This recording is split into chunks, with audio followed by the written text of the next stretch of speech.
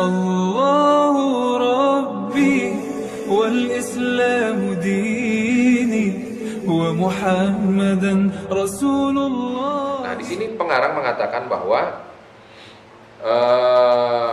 hadas itu terbagi menjadi 3. Kecil, sedang, besar. Nah, ini ada hadas yang sedang. Bagi orang yang terkena hadas sedang, itu tidak boleh melakukan 6 perkara. As-sholat, tawaf, masul mushaf, wahamluh. Yang ke-5-nya adalah al-lubsu fil masjid wa qiraatul Qur'an. Lubsu fil masjid wa qiraatul Qur'an. Jadi maksud dengan junub di sini adalah diharamkan bagi orang yang dalam keadaan junub. Sudah sama-sama kita ketahui, orang yang dalam keadaan junub itu 1. Khurujul mani, keluarnya sperma, atau ilajul hasyafah, masuknya hasyafah ke dalam farji atau setelah berhubungan badan. Jadi dalam keadaan junub. Nah, bagi orang dalam keadaan junub ini, yang pertama tidak diperbolehkan dia sholat. Nah, khusus bagi orang yang junub, ketika sudah masuk waktu, dia tidak menemui air, tidak menemui tanah, maka boleh bagi dia sholat lihurmatil wakti. Jadi dia boleh sholat dalam keadaan kondisi junub, lihurmatil wakti. Nah, bagi orang yang dalam keadaan junub ini diharamkan baginya membaca Al-Quran. Nah, orang dalam keadaan junub diharamkan baginya membaca Al-Quran. Lalu di sholat ada ayat Al-Quran nggak? Ada kan? Nah, itu pertanyaannya. Terdapat dua pendapat. Orang yang dalam keadaan junub dia diperbolehkan sholat. Sholatnya karena memang ketika sudah masuk waktu sholat, dia mau mandi nggak ada air, dan juga dia tidak ada turab, sehingga sholatnya lihurmatil wakti. Nah, sementara bagi orang yang junub diharamkan untuk membaca ayat Al-Quran. Sedangkan di dalam sholat itu ada yang harus dia baca daripada ayat Al-Quran. Nah, gimana ini? Maka di sini ada 2 pendapat. Yang pertama, menurut pendapat yang sahih, dia tidak diharamkan membaca surat Al-Fatihah di dalam sholat. Tidak diharamkan membaca Fatihah di dalam sholat. Karena apa? Karena Fatihah itu adalah sesuatu yang wajib bagi orang yang sholat. Karena kalau sholat nggak baca Fatihah, nggak sah. Nah, jadi menurut pendapat pertama yang sahih, tidak diharamkan membaca surat Al-Fatihah, bahkan wajib, karena sholat tidak sah tidak membaca surat Fatihah. Ya. Jadi boleh orang junub sholat karena lihurmatil wakti. Pertanyaannya, bagaimana dengan bacaan Fatihahnya? Pendapat pertama mengatakan dia boleh dan bahkan wajib membaca Fatihah, karena Fatihah itu adalah syarat sah sholat. Pendapat kedua mengatakan nggak boleh baca Fatihah, tapi diganti dengan zikir yang lain. Mana yang paling sahih? Di sini Imam Nawawi mengatakan yang sahih itu yang pertama tadi, baca Fatihah. Ya. Yang kedua, diharamkan juga bagi orang yang dalam keadaan junub itu adalah tawaf. Sementara tawaf ini kan masuk ke dalam masjid. Masuk ke dalam masjid. Yang ketiga, masul mushaf, menyentuh mushaf. Menyentuh mushaf. Imam Nawawi mengatakan ketika orang yang dalam keadaan junub menulis mushaf di atas kertas, maka apabila ia sambil membawa dan menyentuh kertas pada saat menulis, maka hukumnya haram. Ada 3 pendapat. Pendapat pertama yang sahih, boleh bagi orang yang junub dan punya hadas kecil. Pendapat kedua, boleh bagi orang yang punya hadas saja. Yang ketiga, boleh bagi yang punya junub saja. Nah, inilah yang dimaksud ikhtilaful ummah rahmat. Perbedaan pendapat itu adalah rahmat. Nah, dia dimaksud dengan perbedaan pendapat itu ya ini nih.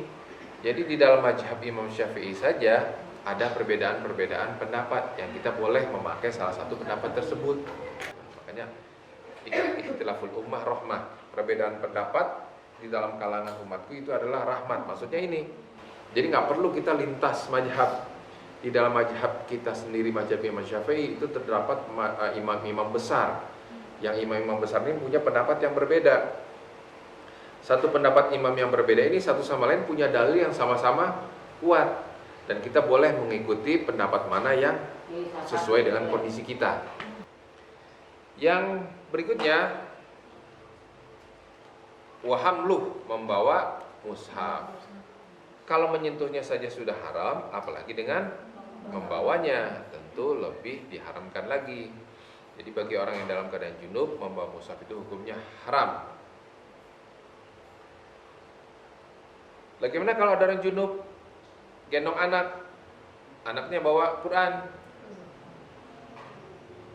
anak kita pulang madrasah, kita gendong, itu anak lagi megang Quran tuh, lagi ngapalin dia, anak kita lagi ngapalin Quran nih, kita datang jenguk, ngapalin Quran, kita dari belakang kita gendong.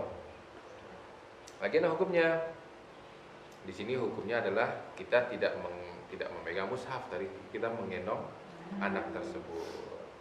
Apabila seorang membawa mushaf beserta dengan buku yang lain dalam satu jilidan, mushaf dengan satu jilidan, maka hukum membawanya adalah seperti hukum membawa mushaf bersama dengan barang-barang yang lain. Adapun menyentuh, maka diharamkan menyentuh jilid yang menghadap ke mushaf. Diharamkan menyentuh jilid yang menghadap ke mushaf, bukan jilid yang tidak menghadapnya. Alasannya penyentuhan jilid mushaf tersebut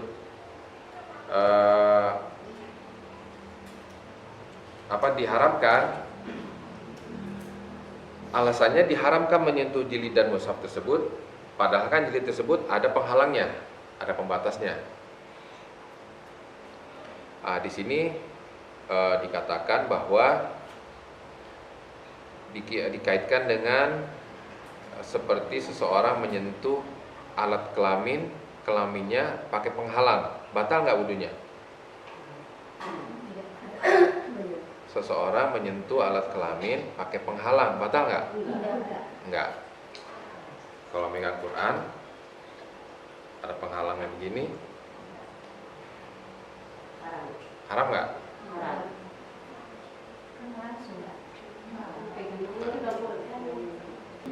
Nah, di sini berkaitan dengan bahwa menetapkan keharaman menyentuh di sini terdapat unsur mengagungkan daripada mushaf. Oleh karena itu, diharamkan menyentuh mushaf dari balik penghalang atau ada penghalangnya, karena menunjukkan sikap kita lebih memuliakan daripada mushaf. Adapun batalnya wudhu sebab menyentuh alat kelamin adalah karena dapat membangkitkan syahwat. Itu satu. Sedangkan syahwat sendiri tidak bisa muncul disertai adanya penghalang. Megang celana nggak ada syahwat, tapi kalau misalnya penghalang itu nggak ada, langsung tangan menyentuh alat kelamin, ada rangsangan syahwat. Sehingga menyentuh alat kelamin disertai adanya penghalang tidak memberikan pengaruh terhadap batalnya wudu. Kenapa tadi dikatakan untuk mengenai Quran ini? Karena lebih daripada memuliakan mushaf tadi, walaupun pakai penghalang, gitu ya. Kalau kondisinya misalkan ada mushaf tergeletak Di lantai, gimana diambil pakai misalkan kain, boleh. Jadi gini, kalau misalnya suatu ketika kita lagi jalan, terus di jalan ada Al-Quran di bawah, ini kalau nggak kita ambil nih, bisa keinjak nih anak-anak pada lari-larian nih. Sementara kita nggak punya wudhu. Kalau mau wudhu dulu, ada kemungkinan telat nih, bisa udah kegeser-geser, ketenang-tenang, keinjak gitu. Nah, jadi yang kita lakukan adalah kita ambil satu benda apa saja, walaupun bendanya sekecil jarum. Walaupun bendanya sekecil jarum, selama itu masih disebut benda, itu boleh kita sandingkan dengan mushaf. Nah, jadi kita angkat. Saya niat ngangkat jarum. Gitu, niat ngangkat jarum. Jadi memang niatnya ngangkat jarum, kita pindahkan ke tempat yang lebih mulia. Gitu. walaupun bendanya sekecil jarum. Jadi nggak usah pusing-pusing nyari benda dulu, nyari apa gitu. Apa aja, di pinggir kita ada daun, ambil daun. Di pinggir kita misalnya ada potongan kayu, ambil kayu. Jangan yang najis. Kita ambil, kita sandingkan, kita angkat. Saya niat angkat daun. Nah, maka kita tidak terkena pasal ini. Itu ya. Wala yajibu, dan tidak diwajibkan melarang anak kecil tapi sudah tamyiz yang dia dalam keadaan junub daripada membawa dan menyentuh mushaf. Karena dia sedang belajar, sedang ngaji, nggak ada larangan. Jadi nggak wajib kita melarang anak kecil. Tentunya anak kecil yang sudah tamyiz ya, jangan anak kecil yang agak ngerti, dia nggak ngerti antara buku, Quran, dia nggak ngerti, ya itu belum tamyiz. Ini anak yang sudah tamyiz, masih kecil, tidak ada kewajiban bagi kita melarang dia, meskipun dia dalam keadaan junub, untuk membawa atau menyentuh mushaf karena tujuan dia untuk belajar, lagi ngaji, itu. Karena memang sulit bagi anak kecil untuk dia tetap bertahan dalam keadaan ya. Jadi kalau misalnya anak kecil, jadi gini, jangan sampai itu anak kecil nanti gini, dia keburu kesel dan keburu jenuh gitu, kayak semacam kayak tersiksa, dia bentar-bentar kamar mandi, bentar dia pipis, dia kentut, balik kamar mandi, balik kamar mandi, wudu segala macam, akhirnya masuk angin lagi, nanti jadi penyakit. Nah, sehingga di sini dikatakan la yajib, tidak wajib ya untuk anak kecil yang sudah tamyiz. Tamyiz itu sudah bisa diajak ngomong, ngerti, kalau ditanya bisa ngejawab, ya nyambung lah tuh anak. Kalau belum tamyiz ya tetap nggak boleh. Berbeda, nah, kata Imam Sabro Malisi, namanya Sabro Malisi, berbeda dengan masalah kita memberikan kekuasaan kepada anak kecil tadi yang sobi untuk tawaf dan sholat. Berbeda. Kalau sholat dan tawaf itu harus, tidak seperti perkara-perkara yang tadi menyentuh atau membawa Al-Quran. Untuk sholat dan tawaf tidak bisa kita memberikan kuasa seperti yang tadi. Bahkan diharamkan memberikan kuasa kepada anak kecil. Bahkan di sini dikatakan diharamkan wa yahrum tumkin ghairu mumayyiz. Bahkan diharamkan memberikan kuasa kepada anak kecil untuk dia suruh megang mushaf yang belum mumayyiz. Haram jadi jatuhnya, nggak boleh. Walubsu fil masjid. Lubsu ini adalah dari kalimat labisa yalbasu, menetap, berdiam diri. Dalam keadaan junub itu nggak boleh, kecuali anbiya, kecuali para nabi. Walaupun berhentinya itu sekedar tumaninah, masuk masjid, sekedar baca subhanallah walhamdulillah wala ilaha illallah, terus keluar lagi, sedikit pun nggak boleh dalam keadaan junub, nggak boleh. Kecuali kalau gini, lewat dari pintu sini, lewat pintu sini keluar, itu boleh. Ubur namanya, ubur itu cuma lewat doang, boleh. Tapi kalau misalnya lewat menetap diri, nggak boleh. Kalau mau lewat, nggak boleh mampir-mampir. Tapi kalau misalnya bolak-balik lagi mana? Masuk sini, keluar, masuk lagi, terus keluar, masuk lagi, bolak-balik lagi mana? Sama, itu nggak boleh. Boleh kalau dalam keadaan darurat, dalam keadaan kondisi darurat, seseorang dalam keadaan junub, kalau dia keluar dari masjid, buka pintu, dia ke kamar mandi atau ke toilet, itu akan diserang oleh musuh. Ini kondisi lagi gawat nih, semua sedang menyelamatkan diri di dalam masjid. Nah, boleh orang junub berdiam lama di dalam masjid. Jadi jangan mentang-mentang, wah nggak boleh nih berdiam diri di masjid nih dalam keadaan junub, dia keluar langsung dibunuh. Ngajinya nggak sampai akhir, karena dia pikir haram orang yang dalam keadaan junub berdiam diri di masjid. Akhirnya dia keluar dari masjid, pas keluar langsung dibunuh. Bahkan dia tidur, atau misalnya seseorang tersebut dia sedang menunggu lama, mau keluar juga ngeri, akhirnya dia tidur dan dia bermimpi basah di dalam masjid gitu. Atau dalam keadaan dia sedang musafir di masjid, dia sering kecapean, mimpi basah. Nah, itu masjid, model-model di kampung, antara masjid sama tempat wudhu itu letaknya, jadi kalau wudhu itu ke pinggir kali. Kalau dia keluar, dikhawatirkan nanti semacam kayak orang-orang yang patroli, hansip akan menimbul kecurigaan. Ini siapa nih? Nah, menghindari hal-hal yang seperti itu, maka boleh dia berdiam diri lama di masjid sampai nanti besok atau menjelang subuh dia keluar. Boleh. Kalau dikhawatirkan, istilahnya itu asas orang yang dalam keadaan ronda menyangka dia adalah pencuri atau orang yang memang berniat jahat. Dari hal-hal yang seperti itu. Bagaimana kalau misalnya dia tayamum di masjid dalam keadaan seperti itu? Misalnya di masjid itu, masjid yang belum jadilah, masih berupa tanah. Nah, kalaupun dia tayamum di masjid tersebut, tayamumnya hukumnya, tayamumnya haram, tapi sah nggak tayamumnya? Sah. Dipakai pas sholat bisa nggak? Bisa. Hanya karena tayamumnya di dalam masjid, hukumnya jadi haram. Ini rada unik nih, nggak mungkin ditulis kalau nggak terjadi. Andai kata suami menjimai istrinya di masjid, yaitu dengan cara sambil berjalan, maka tidak diharamkan. Sebab tidak ada aktivitas berhenti. Sangat nggak boleh berhenti. Jalan terus sampai ujung. Bagaimana itu terjadi? Kalau saja mereka berdua berdiam diri di dalam masjid karena uzur, maka suami nggak boleh menjima istrinya di dalam masjid. Nah, tinggal lihat aja.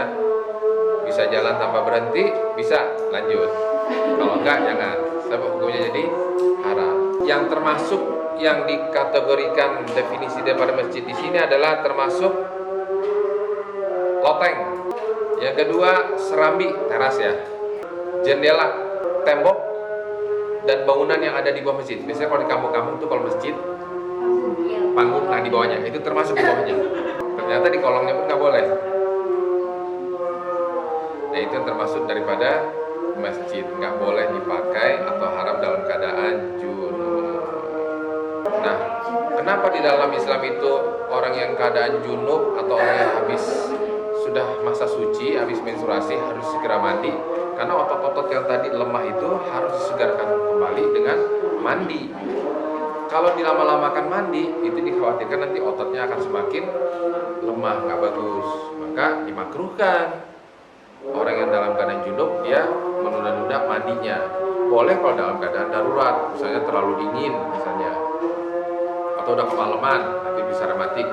Nah itu pun harus ditutupi dengan wudhu untuk menghilangkan kemakruhannya. Jangan sampai tidur, makan, minum dalam keadaan kondisi masih dalam keadaan junub. Solusinya kalau misalnya tadi dingin atau udah kemalaman, ya sudah wudhu supaya tidak makruh.